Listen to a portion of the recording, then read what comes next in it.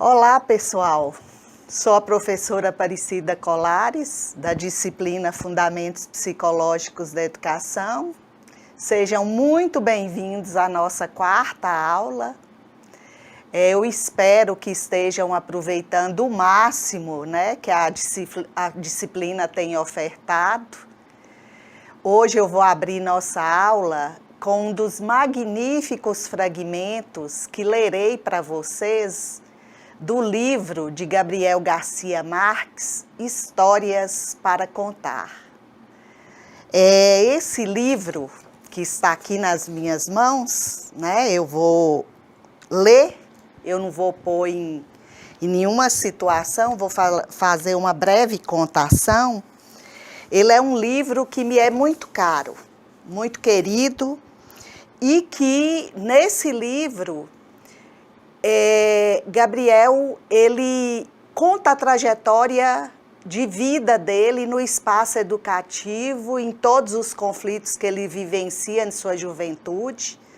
E eu escolhi aqui, para abrir nossa aula de hoje, uma parte bastante interessante. Aliás, o livro é todo interessante, a leitura dele nem pode ser, às vezes, linear, de tão bom que é. E começa assim essa parte. Eu me aborrecia nas aulas, a não ser as de literatura, que aprendia de cor, e tinha nelas um protagonismo único. Aborrecido por ter de estudar, acabava deixando tudo à mercê da boa sorte.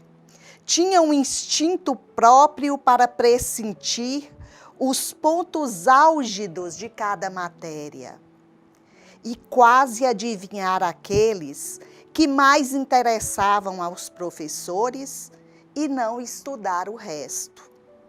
A realidade é que eu não entendia por que devia sacrificar engenho e tempo em matérias que não me comoviam e por isso mesmo não iriam me servir para nada, numa vida que não era a minha. Eu me atrevi a pensar que a maioria dos meus professores me aprovavam mais pela minha maneira de ser do que por causa das minhas provas e exames. Minhas respostas imprevistas me salvavam, da mesma forma que minhas ideias demenciais e minhas invenções irracionais. No entanto, quando terminei o 5º ano, com sobressaltos acadêmicos que eu não me sentia capaz de superar, tomei consciência dos meus limites. O liceu tinha sido até então um caminho empedrado de milagres, mas o coração me advertia que no fim do 5º ano, uma muralha intransponível estaria à minha espera. A verdade, nua e crua, é que já naquele momento me faltavam a vontade, a vocação, a ordem, o dinheiro, a ortografia, para que eu pudesse embarcar numa carreira acadêmica. Ou melhor, os anos voavam e eu não tinha a menor ideia do que eu ia fazer da minha vida, pois haveria de passar muito tempo antes que me desse conta de que até mesmo aquele estado de derrota era propício, porque não há nada deste mundo nem do outro que não seja útil para um escritor e para cada um de nós em nossa vida. Então, nesse momento, eu deixo para vocês essas palavras, essas reflexões feitas pelo literato e prosseguiremos nossa última e quarta aula, com uma visão, uma revisão geral do que vimos até aqui. Darei uma visão básica da psicanálise e da psicogenética de Vallon e da teoria das inteligências múltiplas, muito rápida, porque não há tempo suficiente para um aprofundamento. Para cada uma dessas discussões, mereceria uma aula, mas nós temos o tempo contra nós, né? Então, nessa aula, eu vou dar uma visão geral dessas teorias que eu abordei bem rapidamente, só para não passar despercebidas, e nós teremos a entrada formal na nossa quarta unidade, né?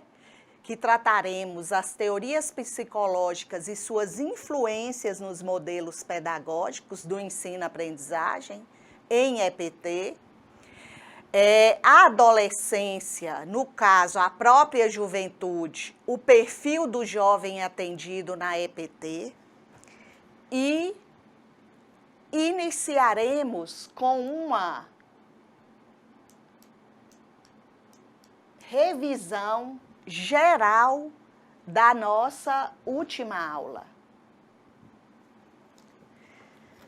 Nesse esquema construído por mim, nós temos a psicologia científica, que nós vimos a discussão que nasce, né, no advento do positivismo. Para se configurar como ciência, ela assume características mensuráveis e científicas. Dentre elas, uma das marcas, os testes de inteligência, que hoje são extremamente questionados, mas naquele momento a psicologia precisaria de parâmetros científicos no campo matemático para se justificar como ciência. A partir daí, nós vamos ter o desenvolvimento das discussões da psicologia da educação. No nosso caso, nós trabalhamos as teorias clássicas e contemporâneas. Nós pegamos a Gestalt, né, que concebe o sujeito como um sujeito ativo, com ênfase na percepção cognitiva, o behaviorismo, que é uma teoria vinculada ao comportamentismo. No nosso caso, nós trabalhamos na perspectiva de Skinner, em que concebe-se o sujeito como alguém passivo, com ênfase no comportamento observável e mensurável, e a ênfase nos testes. Nas teorias interacionistas, nós vimos o construtivismo de Piaget, que concebe o sujeito como ativo, que o pressuposto argumentado pelo teórico se vincula ao desenvolvimento biológico do sujeito, à maturação biológica e à interação do sujeito com o ambiente estimulador. E vimos o socio-interacionismo de Vygotsky, sujeito concebido como um ser ativo, a aprendizagem antecede o desenvolvimento, aí a marca de diferencial do construtivismo de Piaget, pois as experiências socio-históricas e o elemento mediador atuando na ZDP, né, na zona de desenvolvimento proximal, naqueles conhecimentos que eu já tenho, nas minhas experiências que eu já tenho, propiciam a aprendizagem. Então, aí a gente vai ter uma visão geral do que nós vimos até aqui. Como que a escola apropriou disso tudo? A ênfase ainda é muito incisiva sobre o comportamentismo, sabendo que as teorias interacionistas, principalmente a sócio-histórica de Vygotsky, ela apresenta marcas consistentes para entendermos o desenvolvimento e a aprendizagem. E, dentro das aulas que nós tivemos, nós buscamos dar algumas exemplificações disso no espaço escolar. A marca das práticas interacionistas é o diálogo, é o entendimento de um sujeito ativo que pode estar em processo de construção do conhecimento e que traz consigo conhecimentos prévios, conhecimentos vivenciados que acrescentam elementos significativos a uma nova aprendizagem. Então, em seguida, nós vamos adentrar nossa aula de hoje, que é Freud e a psicanálise, né? Quem nunca de nós se viu repetindo comportamentos que haviam prometido deixar para trás, né? Quantas coisas a gente se promete e repete a mesma coisa, ou fazendo coisas que prejudicam a nós mesmos, por mais irracional que pareça. Quantas vezes nós nos espantamos com uma palavra que a gente fala fora de um contexto, que saiu no meio de uma frase, que saiu no meio de uma situação, né? E as múltiplas reações que nós temos sem explicação racional nenhuma. Como que a psicanálise pensa isso? Então, todas essas situações, sem relação aparente entre si, podem ser explicadas pela existência de uma única instância psíquica, que subverte nossas intenções e vontades, que Freud, né, vai denominar o inconsciente, o nosso inconsciente. A humanidade, ela deve a Sigmund Freud essa descoberta, né? Nosso mundo não é só consciente, nós também temos uma parcela até maior, que é o nosso inconsciente. Apesar de todas as transformações sociais, culturais e tecnológicas dos últimos anos, o método psicanalítico criado por Freud para lidar com o mal-estar, né, inerente à condição humana, segue bastante atual, apesar de ter uma parcela significativa de céticos em relação à sua teoria, né, a seu método de psicanálise. Então, nós, segundo ele, não somos apenas o que nós pensamos ser, nós somos mais. Nós somos também o que lembramos e aquilo de que nos esquecemos. Nós somos as palavras que nós trocamos, os enganos que nós cometemos, os impulsos a que cedemos sem querer, né? Então, agora eu vou dar uma paradinha só para vocês verificarem e refletirem comigo uma questão básica. Tudo que nós falamos tem um sentido segundo a psicanálise. Tem uma representação consciente ou inconsciente, né? Por isso que tem aquela frase-chave, quando falo de Pedro, não estou falando de Pedro, estou falando de mim, né? Então, agora eu vou mostrar para vocês rapidamente o slide, né, com as imagens que eu coloquei do id, do ego e do superego, né?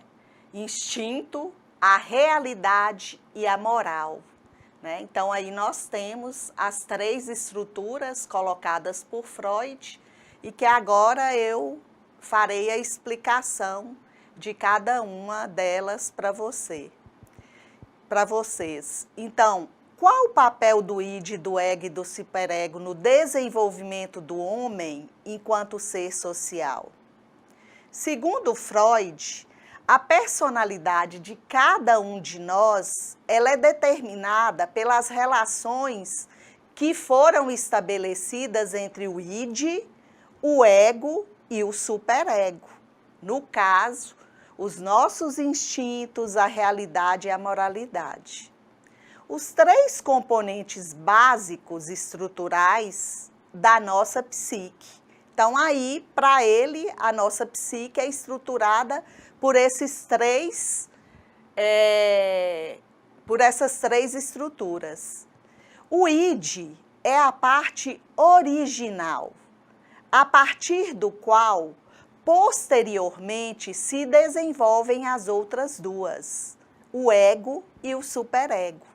A atividade do id, ela consiste em impulsos, né, que buscam o prazer, bem como satisfazer todas as nossas necessidades básicas desde o começo da vida. Ele deseja a gratificação imediata, não tolera a frustração, né? Uma criança, quando está dando birra lá na loja, querendo um brinquedo, porque ele diz, o pai ou a mãe lhe disse não, ela usa da sua condição de desejo, prazer e satisfação pessoal, a birra, para não ser frustrada, né? Então, o id é nosso lado instintivo, que não mede as consequências dos atos para se satisfazer. Entretanto, à medida que a criança vai crescendo, né, ela aprende ou precisa aprender a se adaptar às exigências e condições impostas pelas relações sociais.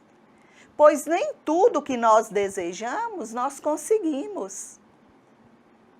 Para esta adaptação, diferencia-se do id uma nova parte do aparelho psíquico, que é o ego, né?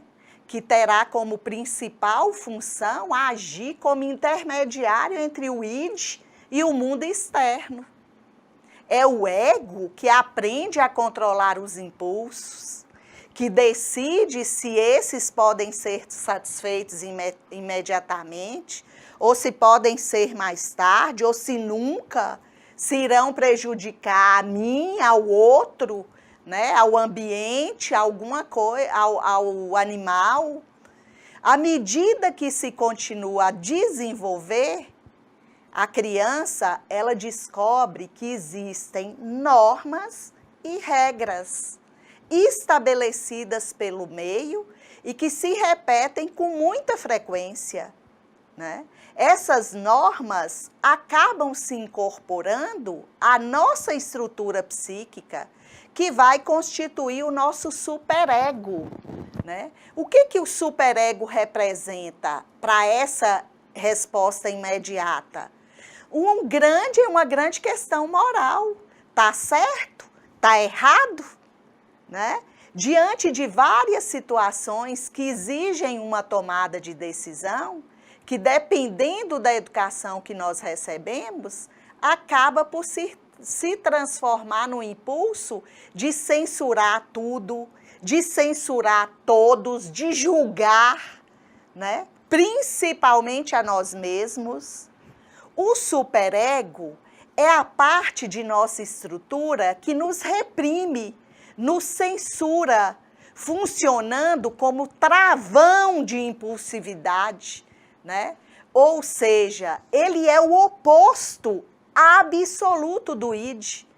Nem o id, nem o superego, eles são realistas, pois eles agem de forma imediata e refletidamente. O primeiro, ele procura, assim, de forma indiscriminada o prazer. E o segundo, censura automaticamente, né? Então, o que seria o ponto de equilíbrio? Seria a existência de um ego fortalecido e de um superego e id moderados. Nós precisamos do superego, nós precisamos do id para não nos engessarmos, e algumas características de indivíduos em que o ego atua de forma equilibrada, ele é capaz de reconhecer seus sentimentos, suas emoções, ser assertivo mesmo perante situações problemáticas e adversas. É alguém que tem flexibilidade para mudar de opinião quando necessário. É alguém que se interessa pelos semelhantes de maneira construtiva, se interessa pelo meio ambiente, se preocupa com o depois, sem, no entanto, se esquecer dos próprios interesses, de si mesmo. Então, brevemente, nós podemos aqui concluir que o desenvolvimento do homem como ser social, nessa perspectiva da psicanálise, baseia-se no equilíbrio entre as forças e os impulsos primitivos do id, que nós falamos, as exigências do superego e o meio a partir do qual estas se formam, para gerar daí o equilíbrio com o ego, né?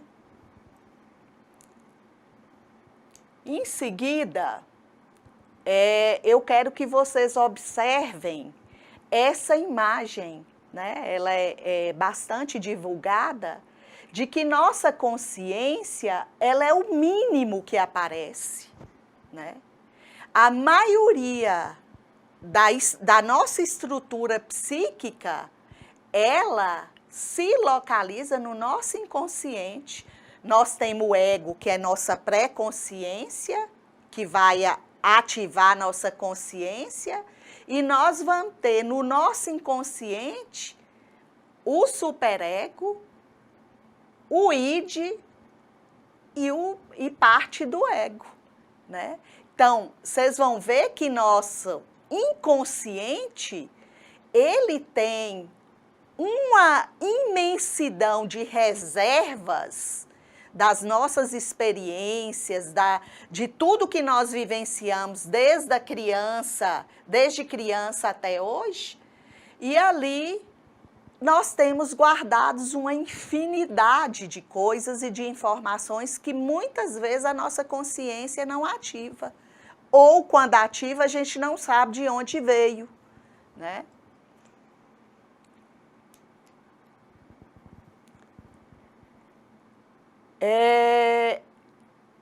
Freud, ele apresenta para nós as fases psicossexuais do sujeito, né? Eu gostaria que vocês observassem essa tabela. Ali nós vamos ter a fase oral, de 0 a 18 meses, anal de 18 a 3 anos, fálica de 3 a 6 anos, latência de 6 a 11 anos e a fase genital após a puberdade. Esse aí é um dos quadros. Quando nós apresentamos essas classificações, a gente tem que entender mais agora, imediatamente, que elas se flexibilizam muitas vezes, né? Nós temos situações mal resolvidas de 0 a 18, de 18 a 3 e por aí vai. Então, agora eu vou apresentar para vocês, sinteticamente, essas fases.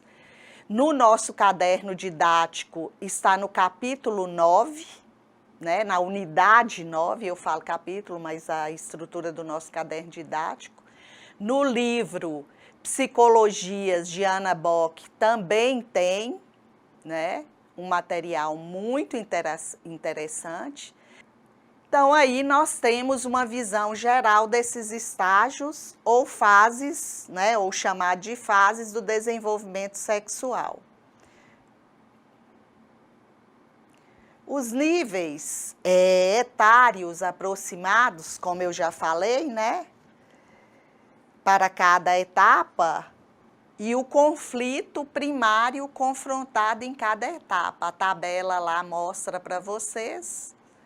Então, a fase oral é uma interação elementar, primária de uma criança com o mundo, se dá por meio da boca, né? A boca, nela é localizada o grande foco do estímulo, ela é vital para comer, e a criança, além do prazer da estimulação oral, por meio de atividades gratificantes como degustar e chupar, né? É onde ela exerce seu movimento, é onde ela sente, é sua fonte de prazer.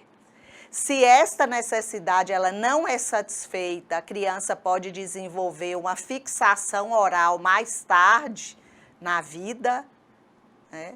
Cujos exemplos incluem chupar o dedo, o tabagismo, roer unha, comer demais, né? Aí a gente vai ter algumas características segundo a psicanálise, Freud. Nós temos a fase anal, em que Freud acreditava que o foco principal da libido estava no controle da bexiga e na evacuação, né? O ato de urinar e o ato de evacuar, né? Geram para essa criança prazer, para elas é uma grande descoberta esse movimento biológico que vai gerar satisfação e prazer. O aprendizado do uso do banheiro é uma questão primordial com as crianças e os pais, né? Se esses pais exercem uma demasiada pressão, pode resultar em uma necessidade excessiva para a ordem ou a limpeza mais tarde na vida, né? Pessoas extremamente vinculadas ao excesso de limpeza e ordem, né? Enquanto que muito pouca pressão dos pais também pode levar a um comportamento confuso ou destrutivo mais tarde. Essa fase ela é determinante e inicia a linguagem, inicia uma série de fatores, né? Na fase fálica, de 3 a 6 anos, Freud sugeriu que o foco principal da energia do id já vai ser sobre os órgãos genitais, né? Quando vem o excesso de manipulação, a criança manipula seus órgãos sexuais, quer manipular o do amiguinho, quer descobrir se o do outro é diferente do dele, né?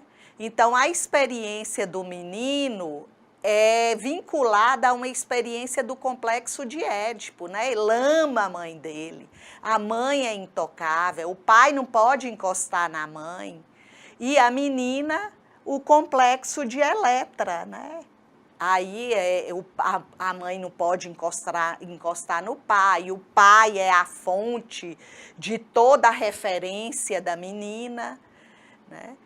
Ou uma atração para o pai do sexo oposto. Para lidar com esse conflito, as crianças, elas adotam os valores e as características do pai do mesmo sexo, né? Então, elas repetem os mesmos comportamentos apresentados ou pela mãe, né, ou pelo pai, formando aí o superego. Então, se eu tenho um pai ou uma mãe que me deixa fazer tudo, que tudo é permitido, eu vou lá e boto fogo no índio, né? E boto fogo num ser humano, e bato num ser humano, e maltrato um animal. Então, é uma fase fundamental para esse desenvolvimento moral se fortalecer. A fase denominada latente, né, que eu apresentei, durante essa fase, o superego continua a se desenvolver, enquanto as energias do id são suprimidas, que não quer dizer que não apareçam. As crianças, elas desenvolvem habilidades sociais, valores e relacionamentos com colegas e adultos fora da família. Ela vai para a escola, ela vai ter outro foco, ela vai para o esporte, ela vai às vezes aprender a nadar, aprender a tocar um instrumento, fazer uma arte marcial, né? E aí vem o estágio genital, que é a fase da puberdade, que faz com que a libido, né, o desejo, se tornem ativa novamente, né? O desejo pelo sexo oposto ou pelo mesmo sexo, né? As pessoas vão desenvolver aí um forte interesse. Para ele é o sexo oposto, e hoje a gente sabe que não é só o sexo oposto, né? Pode ser o mesmo sexo. Então, se o desenvolvimento é bem sucedido nesse ponto, o indivíduo ele vai continuar a evoluir para uma pessoa dita em busca do equilíbrio, em busca de uma condição que seja uma condição em que ele reflita suas ações e que saiba resolver seus problemas pessoais. Então, ao apresentar em linhas gerais a teoria freudiana, né, dentro da psicanálise, como que ela pode auxiliar a escola? Em muitos aspectos, né? Se o professor, ele debruça sobre o aprofundamento da teoria e reconhece, eu acho que a marca muito importante da psicanálise para o educador é entender esse inconsciente que cada um desses sujeitos trazem para a sala de aula, que são inconscientes muitas vezes muito perturbados, que são inconscientes que gravaram, que marcaram, que se marcaram por experiências muito difíceis. Então, entender que eu não sou só esse sujeito físico que ora expressa, mas que eu sou alguém que tem em mim um elemento inconsciente muito denso e muito grande, eu acho que isso já favorece o professor ter o mínimo de empatia, muitas vezes, por esses sujeitos, né? O que eu acho fundamental na docência, que é a empatia, que é o cuidado, né? Que é a generosidade. Então, eu acho que a psicanálise nos oportuniza muito isso. E entender a importância da sexualidade para aquele adolescente que chega às nossas salas, né? E quando eu falo de sexualidade aqui, eu não falo só de sexo, eu falo da dimensão de se reconhecer como um sujeito humano e que traz em si seus desejos, né? Então, agora eu vou apresentar em linhas gerais para vocês a teoria valoniana, que é de Henri Vallon. Né? Quando a gente fala da psicanálise, que Freud também vai falar do afeto ou do desafeto, das pulsões de vida, das pulsões de morte, né? Dos instintos. A teoria de Vallon, ela vai apresentar para nós parte importante do que a gente chama de afeto, né? Para Vallon, o desenvolvimento infantil, ele propicia uma compreensão sobre as condutas individuais e é uma fonte de inspiração para a escola, à medida que aponta a importância do professor para a formação do ser humano. A sua participação nos movimentos pedagógicos vai revelar uma preocupação com uma sociedade democrática, uma sociedade justa, solidária, humanizada, né? Que valoriza o trabalho em equipe, que valoriza a cooperação entre as pessoas, né, a interação entre a criança e o mundo. Então, aí nós temos a marca de uma teoria interacionista. Vai apontar as deficiências de um ensino vinculado somente a uma marca tradicional, que alimenta a competição, que alimenta a rivalidade, que alimenta o individualismo, não a individualidade, mas o individualismo. Para ele, o professor, cada um de nós, deve estabelecer uma relação significativa e importante com o aluno, uma relação de olho no olho, colocando-se no papel de gestor do grupo, né, de alguém que exerce uma liderança, mas que ao mesmo tempo é companheiro, é parceiro, pois vai permitir a voz desse sujeito, a construção da autonomia dele. Então, para Vallon, os elementos essenciais para o processo de aprendizagem, para o próprio desenvolvimento do sujeito, se dá por meio da afetividade. A cognição, ela é estimulada como afeto. São dois, afetividade e cognição para Vallon não são indissociáveis.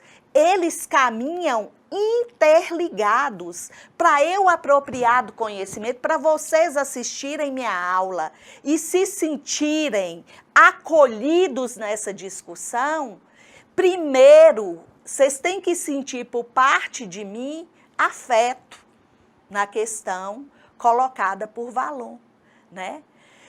Que se alternam em diferentes aprendizagens e estão num constante movimento por toda a vida do sujeito, né? Ninguém vive sem afeto, ninguém vive sem cuidado. Para Vallon, a emoção, que é propulsora da afetividade, é algo necessário à subsistência humana, como qualquer outro fator, a saúde, né? Para eu ter saúde, eu também preciso ter afeto. Para eu ter aprendizagem, eu também preciso de afeto. E o que é afeto? É uma coisa bucólica? É uma coisa romântica? Não. É se sentir aceito, é ter pertencimento, é se sentir gente, é eu saber que aquele é João, que eu chamo João pelo seu nome ou pelo apelido que ele queira que eu chame, né? Que eu não chame ele, ô menino, ó esse aluno aí, ó, né? Então são ações mínimas que geram afeto. Quando eu me sinto reconhecido no espaço em que eu estou, quando eu me sinto, e vou voltar a essa palavra que Gabriel no texto, no início fala, o sentimento de pertencimento, né? Como que é importante. Por isso, Vallon rompe com as visões lineares positivistas. Ninguém é máquina. Ninguém é movido mecanicamente, nós somos seres, né? E para isso precisa se construir um modelo de investigação ou um modelo pedagógico que faça a interpretação desses sujeitos que também são afeto, pois percebe-se que o desenvolvimento humano ele é marcado por avanços, recuos e contradições. Eu quero explicar isso aqui para vocês. Muitas vezes a gente está em sala de aula, isso já aconteceu comigo, principalmente quando eu alfabetizava. Eu falava, gente, esse menino já tinha dado 30 passos, hoje ele voltou 20, né? Então, para Vallon, isso é um processo natural, avançar e retroceder, né? É o processo de aprendizagem. A aprendizagem não é só avanço. Muitas vezes é a retomada, é o desfazimento, né? Adoro essa palavra, o desfazimento de algo que eu achei que já estava pronto. Então, para esse pesquisador, os estágios, eles não são etapas rigidamente estabelecidas, porque os conflitos internos e externos do sujeito e do contexto promovem reviravoltas que compõem os percursos individuais, né? E que vai propiciar o que para nós professores? Compreensão sobre as condutas individuais das crianças, dos jovens, e é uma fonte de inspiração para a escola, à medida que aponta a importância do professor para a formação do ser humano. Sua participação nos movimentos pedagógicos revela sua preocupação com uma sociedade democrática, justa e solidária, quando eu falei anteriormente. E fundamenta, Valon fundamenta suas ideias nos 4 elementos fundamentais que se comunicam o tempo inteiro, que é afetividade, movimento, inteligência e formação do eu como pessoa. Aí eu vou mostrar para vocês, eu fiz um slide em que eu mostro como ele classifica, os estágios de desenvolvimento, que hoje nós não temos como aprofundar, mas eu apresento para vocês buscarem. Nós temos aí o impulsivo emocional, que é muito parecido com o sensório motor de Piaget, o sensório motor e projetivo, que é bem parecido com o pré-operacional, mas aparece a questão do afeto e da emoção. O personalismo, o categorial, que vai aparecer bem já com as operações formais, e aí nós vamos ter uma similaridade muito grande, apesar de ser completamente diferenciada a discussão, porque Piaget preocupa com o conhecimento, a psicogênese, do conhecimento, e Valon a psicogenética da aprendizagem. Então, aí nós vamos ter essas marcas. Eu sugiro para vocês, se vocês quiserem aprofundar, fazerem a leitura desse livro, que está na referência bibliográfica de vocês, que são as teorias psicogenéticas em discussão. Yves Delataille fala sobre Piaget, Marta Cole vai falar sobre Vygotsky e Heloísa Dantas vai falar sobre Valon. Eu acho muito importante todo educador ter esse livro e este aqui também, que eu baseei inclusive minha primeira aula. Todo educador que se interessa pela docência, para mim, ele tem que ter também esse livro, que é o livro Psicologia da Educação, de Maria Tereza da Cunha Coutinho e de Mércia Moreira. Viu? Eu gostaria de mostrar na aula eles para vocês. Aqui nós temos o espiral de como Piaget entende a aprendizagem, um exemplo bem legal. Então, aí nós vamos prosseguir agora com uma rápida incursão nas inteligências múltiplas, Em 1983, o livro Estruturas da Mente foi lançado, com a teoria das inteligências múltiplas, publicado por Howard Gardner, um americano, e que buscava, por meio dessa abordagem, mostrar que não existe apenas um tipo de inteligência, Apesar de ter causado grande impacto na educação, devido a vários artigos e planos de ensino publicados na época, hoje em dia a teoria ela é muito pouco falada e pouco utilizada nas práticas educacionais. Inicialmente foram classificadas 7 inteligências.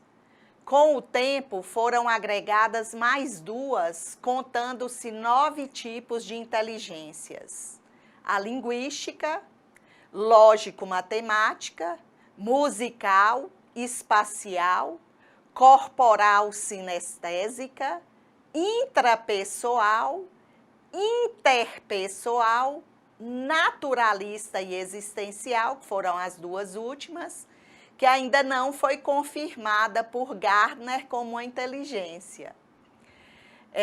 Eu marquei em negrito a linguística e a lógico-matemática porque são as que a escola prioriza. A escola prioriza esses sujeitos, quem domina a linguística e quem domina o lógico-matemático. o músico, a pessoa sensível, que prioriza o interpessoal, o atleta, muitas vezes, principalmente no Brasil, ele é colocado em segundo plano. Então, os nossos currículos, as nossas práticas educativas, elas priorizam essencialmente mais ainda a lógico-matemática, né? Em seguida, eu vou apresentar para vocês um quadro, né, das inteligências múltiplas. Aí nós temos as imagens com essas inteligências e seus ícones, né, e suas representações.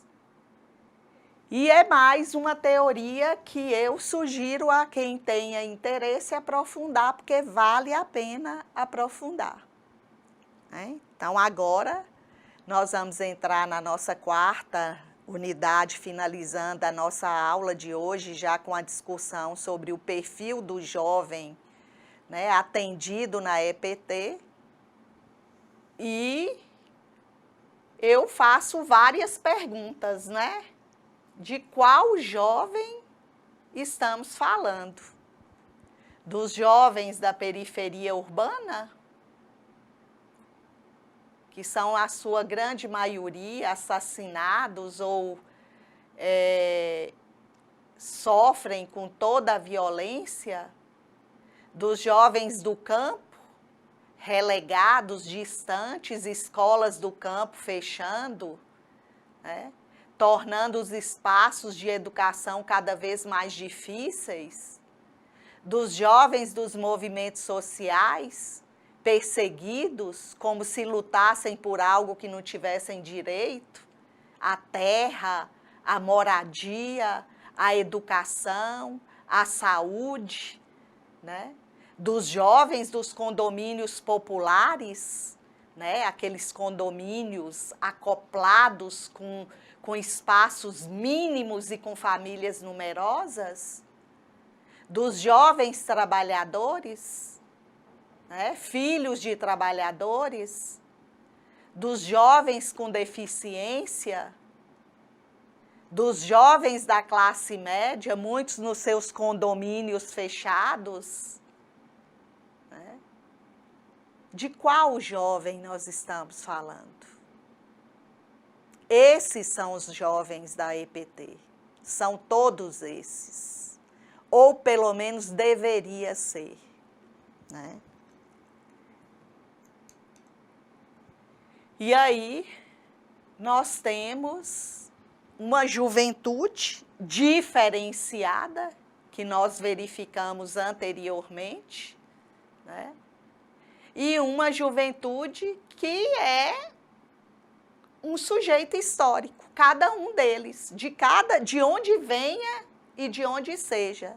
Nós sabemos que o Brasil nunca teve uma política para a juventude séria, né, em que priorizasse de fato a educação, a cultura e o lazer, o esporte, a saúde, né, para se fortalecer nesse sujeito, sua identidade, mas estimula numa sociedade capitalista a competição, estimula o preconceito, estimula o consumismo, né, negando aos jovens trabalho, transformação, descoberta, né, respostas às suas curiosidades, fortalecimento da sua identidade enquanto sujeito histórico e social. Vivem numa sociedade permeada pela violência de várias naturezas, desde física a simbólica, né? Vivem numa sociedade de incerteza, crescem, buscam esperança e trazem em si expectativa, né? E que trazem carregados em si a marca das suas sexualidades, que muitas vezes não é compreendida, né? são desafiantes, desafiam o tempo inteiro, tanto é que é o maior percentual de acidentes e mortes são desses jovens, dessa faixa etária de 15 a 18 anos. Né? Hoje nós temos um índice alarmante de suicídios e de automutilação. Então, aí nós temos uma situação que eu coloco aí essa imagem para vocês refletirem, para vocês pensarem, né? O que essa tecnologia auxilia para a justiça social? O que a educação em EPT auxilia para a superação do preconceito? O que a EPT, o que a educação profissional e tecnológica auxilia para a ampliação das condições de trabalho, para a transformação desses jovens em sujeitos que se reconheçam realmente como sujeitos históricos, né? Quais as descobertas que são propiciadas a esse sujeito? Então, aí nós temos vários pontos a serem refletidos por vocês nessa imagem. Vejo na TV o que eles falam sobre o jovem não é sério. O jovem no Brasil nunca é levado a sério. Sempre quis falar, nunca tive chance. Tudo o que eu queria estava fora do meu alcance. Charles Brown Jr. não é sério, né? Nós temos esse material maravilhoso que está na nossa sala virtual, lá na nossa biblioteca, que são os cadernos didáticos do ensino médio, e esse trata especificamente do jovem como sujeito, né? Um material maravilhoso que vocês leem numa sentada e fazem uma reflexão fantástica como sujeitos e como professores em suas salas de aula. Eu coloquei lá todos os cadernos sobre currículo, sobre gestão, sobre a formação do professor. Então, cabe a vocês lerem esse material que não tivemos oportunidade de desenvolver, porque esse projeto ele foi suprimido pelo governo Temer, né? Então, aí nós temos a construção da noção de juventude, a partir dessa breve reflexão da música de Charles Brown, né? Charlie Brown Jr. Um ponto de partida para nós construirmos a noção de juventude passa por nós reconhecermos as múltiplas representações produzidas sobre os jovens, que é quando eu faço aquela pergunta, eu estou falando do chão de qual jovem, né? Mas como diz a letra da música, o jovem não é levado a sério. É uma tendência na escola de não considerar a sua voz como um interlocutor válido na hora da tomada de decisões muitas vezes importantes para a instituição, para os encaminhamentos do processo de ensino-aprendizagem. Não é dada a voz a esse sujeito para ele opinar sobre nosso plano de ensino. Quantas vezes a gente entra na sala de aula sem esse sujeito nem sequer saber que processo será construído com ele? Eu sou exceção, estou fora disso. Porque quando eu tenho alguém que me auxilia, meu trabalho é muito mais leve, não centraliza em mim. Então, eles participam, eles ajudam na construção da metodologia, né? Por isso, às vezes, minha dificuldade com a educação à distância, né? Então, a juventude é, ao mesmo tempo, né, uma condição social e um tipo de representação. De um lado, há um caráter universal, dado pelas transformações que o indivíduo sofre em determinada faixa etária.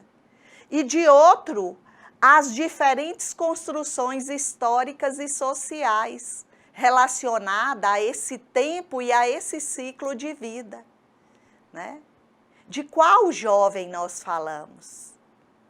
A entrada na juventude, para cada um desses meninos e meninas, se faz pela fase da adolescência e é marcada por transformações de várias naturezas, biológicas, psicológicas e de inserção social, né? É preciso dizer que muitos dos problemas que nós consideramos ser da juventude não foram produzidos pelos jovens. Esses problemas já existiam antes mesmo do indivíduo chegar a tal faixa etária. Pensemos, por exemplo, a violência policial que faz de suas vítimas prioritárias os jovens negros das periferias de nossas cidades. Não pode se afirmar que a juventude ela é uma categoria socialmente produzida. Nós temos que levar em conta que as representações sobre a juventude, os sentidos que se atribuem a essa fase da vida, a posição social dos jovens e o tratamento que lhes é dado pela sociedade, ganham contornos particulares em contextos históricos, sociais e culturais distintos, né? A pesquisa antropológica, ela é rica em exemplos que demonstram etapas biológicas da vida elaboradas simbolicamente com rituais que definem fronteiras entre as idades específicas de cada grupo social. Se você pega os indígenas, por exemplo, os ciganos, né, tem a fase em que esse sujeito, ele é encaminhado a essa etapa, né? Então, o que fazer, o que é o jovem e a educação profissional e tecnológica, né?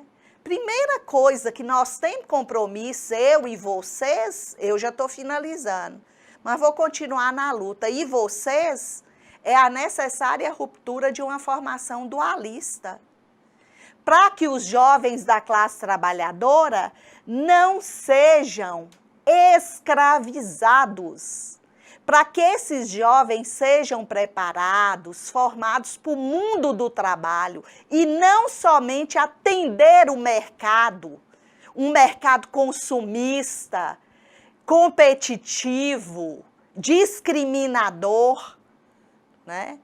Então, o nosso primeiro entendimento é entender que esse jovem ele tem que ter uma educação profissional libertadora, uma educação que promova a ele a possibilidade de escolher, que ele seja um cidadão de fato pleno, emancipado, que possa fazer suas escolhas. Esse é nosso compromisso com esse jovem da EPT.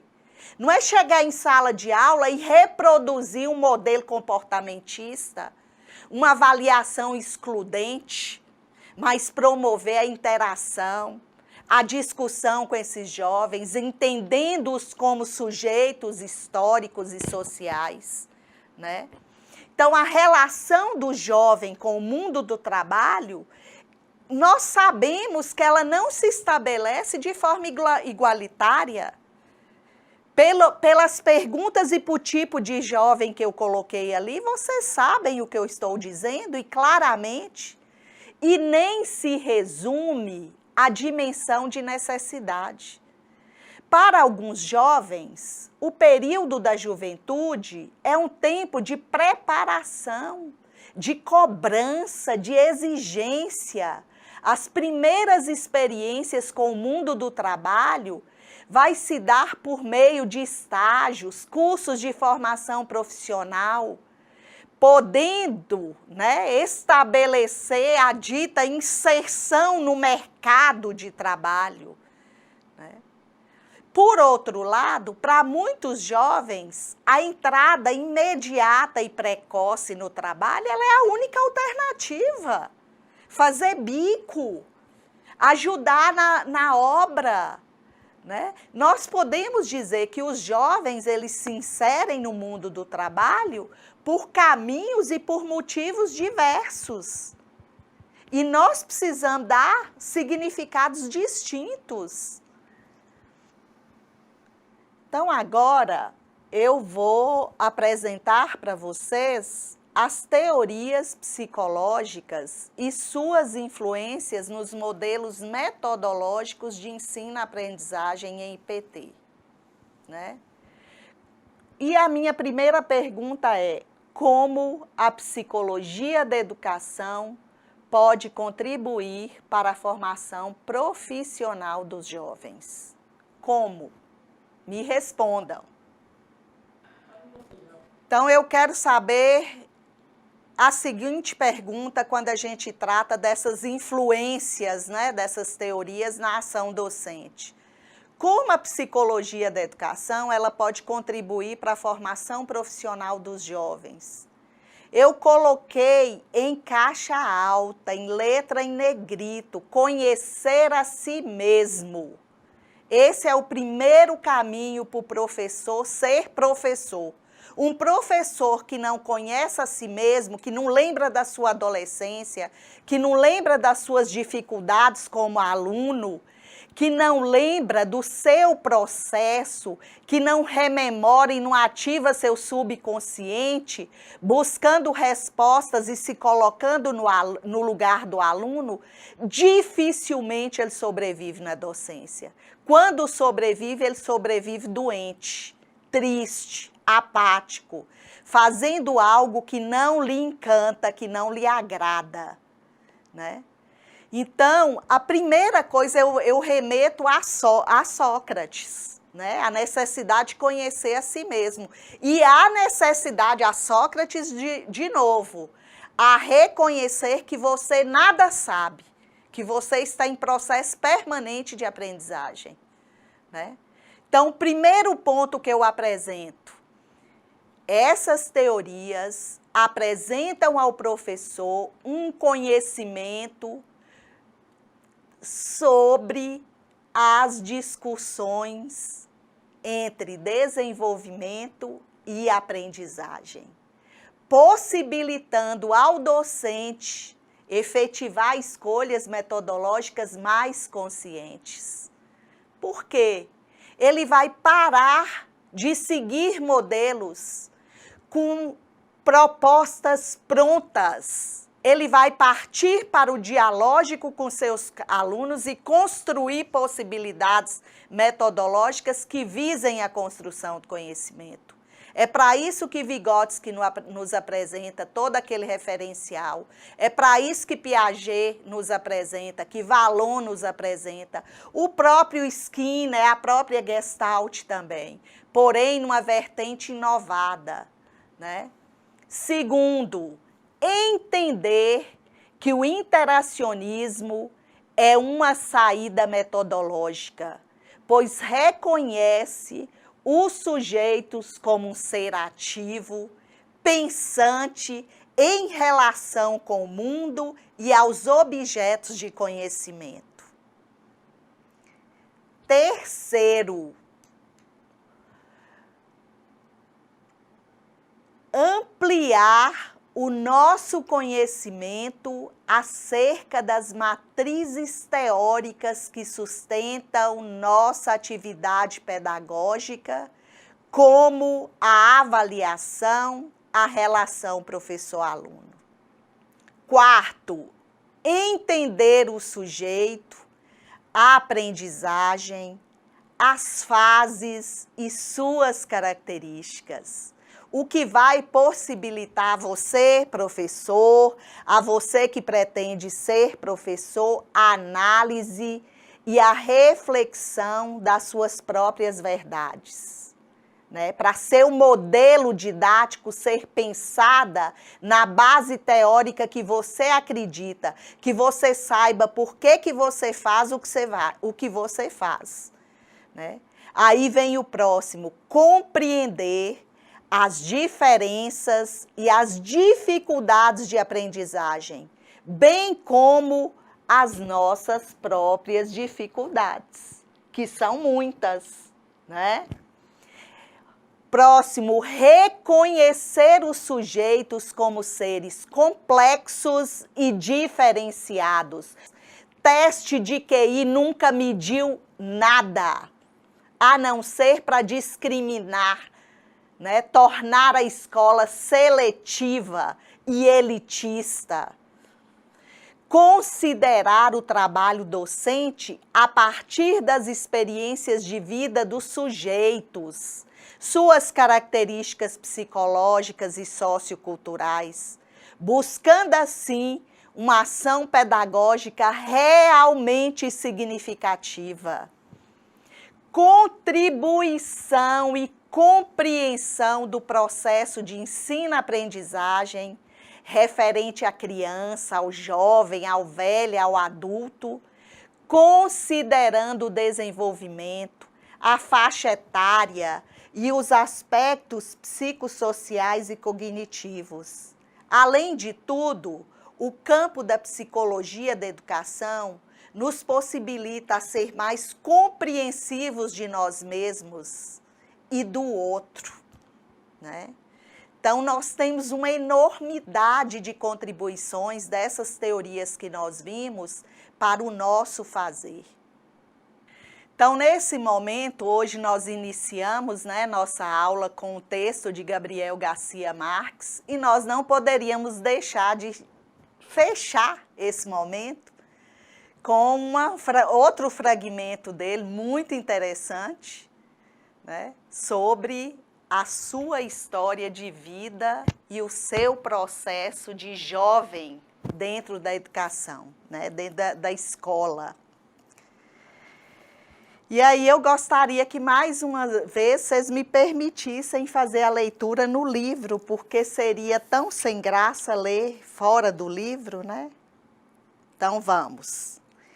Devo uma aventura pavorosa às obras completas de Freud, que tinha chegado aqueles dias na biblioteca. Não entendia nada de suas análises escabrosas, é claro, mas seus casos clínicos me mantinham sem fôlego até o final, como as fantasias de Júlio Verne. O professor Calderon nos pediu que escrevêssemos um conto de tema livre na aula de castelhano. Tive a ideia de uma doente mental de uns 7 anos e com um título pedante que ia no sentido contrário ao da poesia: O caso de psicose obsessiva. O professor fez com que fosse lido na aula. Meu vizinho de carteira, Aurélio Prieto, repudiou sem reservas a petulância de escrever sem a mínima formação científica nem literária sobre um assunto tão enredado. Expliquei a ele, com mais rancor que humildade, que eu tinha tomado a ideia de um caso clínico descrito por Freud em suas memórias. E minha única pretensão era usá-lo naquela tarefa. O professor Calderon, talvez me achando ressentido pelas críticas ácidas de vários colegas de classe, me chamou de lado no recreio para me animar a seguir adiante pelo mesmo caminho. Mostrou-me que em meu conto era evidente que eu ignorava as técnicas da ficção moderna, mas tinha o instinto e a vontade. Achou-o bem escrito e pelo menos com intenção de algo original. Pela primeira vez me falou da retórica e me deu de presente alguns truques práticos de temática e métrica para versificar sem pretensões e concluiu que fosse como fosse, eu devia persistir na escrita, nem que fosse apenas por causa da minha saúde mental. Aquela foi a primeira das longas conversas que mantivemos durante meus anos no liceu, nos recreios e em horas livres. E é muito o que devo a elas em minha vida de escritor. E aqui eu deixo esse exemplo de escuta do professor de Gabriel Garcia Marques, que nos premiou com um grande literato, que nos premiou com a magia de suas histórias. E são muitos Gabriéis Garcia Marques que passam por nós, né? São muitos meninos e meninas de grande talento.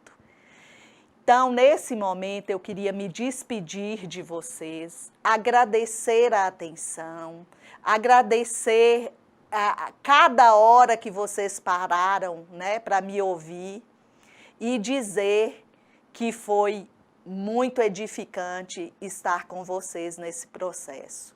Sucesso a todos e um bom curso e aproveitem. O dia não volta, né? Um grande abraço a todos.